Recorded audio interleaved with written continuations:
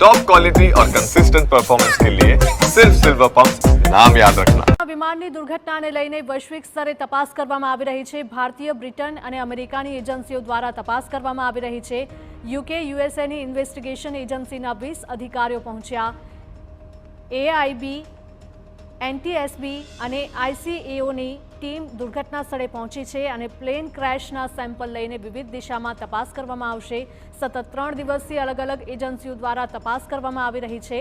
ગઈકાલે યુકેનું delegation crash site પર પહોંચ્યું હતું। એનઆઈએ અને એનએસજીની ટીમ પણ તપાસ કરી ચૂકી છે। વિમાન બનાવતી બોઇંગ કંપનીની ટેકનિકલ ટીમ દ્વારા પણ તપાસ કરવામાં આવી રહી છે। મહત્વનું છે કે અમદાવાદ પ્લેન ક્રેશ દુર્ઘટના કેમ સર્જાઈ, તેની પાછળ કયા કારણો જવાબદાર હતા, તેની ઊંડાણપૂર્વક તપાસ માટે તમામ એજન્સીઓ કામે લાગી ગઈ છે। ભારતના ઉડ્ડયન મંત્રાલયે પણ કહ્યું હતું કે જે કમિટી બનાવી છે તે 3 મહિનામાં તપાસ રિપોર્ટ સોંપશે। યુએસથી જે ડેલિગેશન છે એ ડેલિગેશન અમદાવાદમાં જે ક્રેશ સાઇટ છે ક્રેશ સાઇટ ઉપર પહોંચ્યું છે। તમે જોઈ પણ શકો છો કે અલગ અલગ જે એજન્સીઝ છે એજન્સીઝ અત્યારે અહીંયા પહોંચી છે। નેશનલ ટ્રાન્સપોર્ટ સેફ્ટી બોર્ડ જે એનટીએસબી યુએસએનું જે કહેવાય છે એ ફેડરલ એવિએશન એડમિનિસ્ટ્રેશન જે છે યુએસએનું, અને સાથે જ સાથે બોઇંગ કંપની રિપ્રેઝેન્ટેટિવ્સ છે જે જનરલ ઇલેક્ટ્રિક ડિપાર્ટમેન્ટના છે। આ સહિતની જે આપણી દેશની પણ જે એજન્સીઓ છે અને અન્ય જે એજન્સીઓ છે એમની સાથે એક સંલગ્ન થઈને આખી આ જે તપાસ છે તપાસ થઈ રહી છે।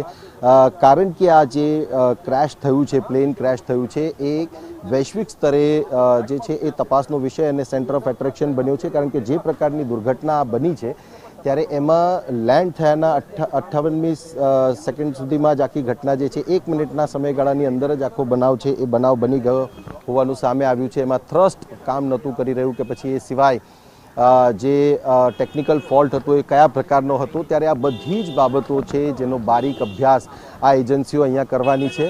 અને આ જે તપાસ છે તપાસમાં હવે આ જે એજન્સીઓ છે એ જ મતલબ કોઓર્ડિનેટ કરીને આખી તપાસ કરશે કે આખરે આનો નિષ્કર્ષ શું આવે છે। હવે ટેકનિકલ ફોલ્ટ હતો કે જે પ્રકારે વાતો સામે આવી રહી છે એમાં મેડે કોલ જે પાયલટે એટીસીને આપેલો છે અને એ બ્લેક બોક્સની જે તપાસ છે એમાં શું સામે આવ્યું છે, આ બધી જ ટેકનિકલ બાબતો છે। એન્જિનની આખી વાત છે તો એન્જિનમાં શું હતું, તો આ બધી જ જે બાબતો છે એનો વિસ્તારપૂર્વક અભ્યાસ કરવામાં આવશે। અને ખરેખર એક પ્રકારે જોઈએ તો જે આખો રિપોર્ટ છે રિપોર્ટ વૈશ્વિક સ્તરે થનારી જે આ ઘટનાઓ છે એમાં આનો એક નોંધ લેવામાં આવશે એ પ્રકારની આ ઘટના છે અને એને લઈને આખી જે તપાસ છે તપાસ અત્યારે કરવામાં આવી રહી છે।